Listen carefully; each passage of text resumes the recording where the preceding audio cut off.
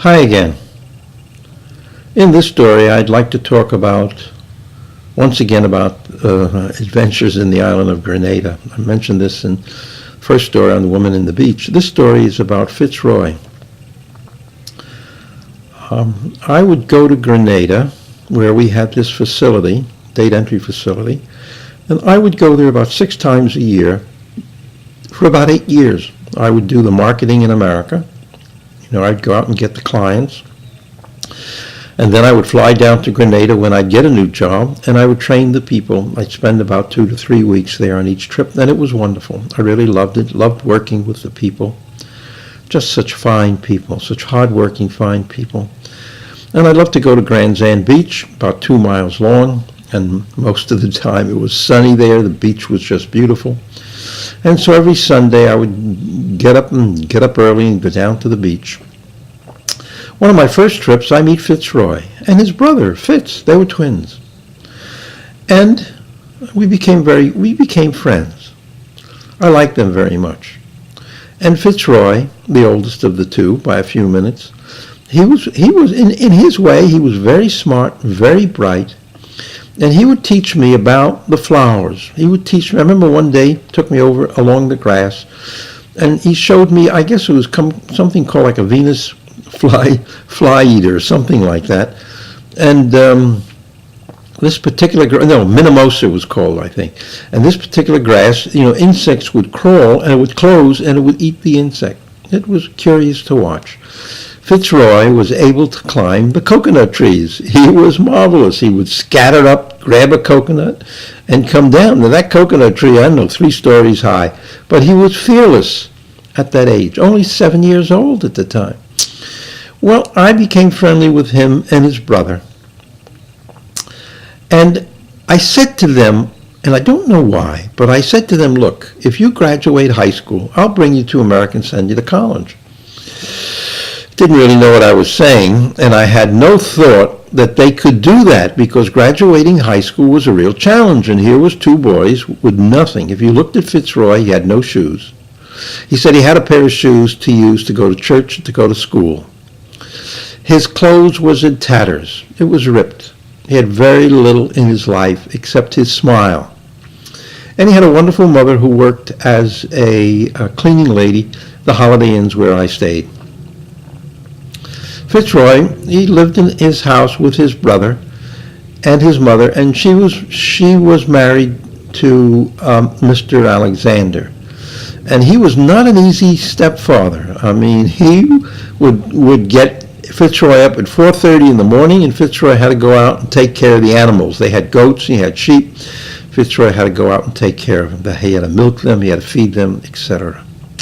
But I liked these children very much, and every Sunday, when I was there, I'd pick them up at their house, and we'd go out to Point Celine. Point Celine is like a peninsula on the bottom of the island of Grenada.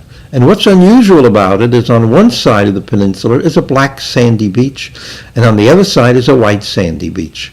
I would go there almost every Sunday when I was in Grenada with the children.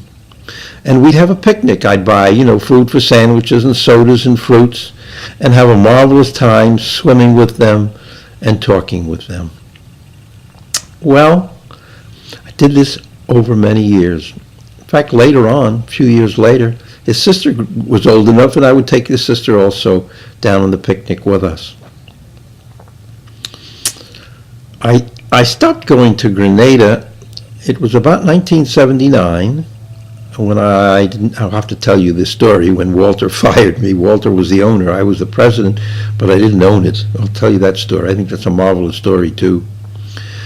And I left the island of Grenada. And, the children would occasionally send me notes, but just rarely. But 3 years later, something like that, I get a call from Fitzroy, and he says, Dad, I graduated high school. I didn't know what to do. I remember my promise. I didn't know what to do. But I did. I brought him up. I didn't bring the brother up because he didn't graduate high school. But I brought up Fitzroy, and I didn't know what to do with Fitzroy. He was staying at my house, and Martin Miles, a writer working with me at the time, said he went to a prep school outside of Philadelphia and that I should send Fitzroy there because I knew that Fitzroy was not ready for American college.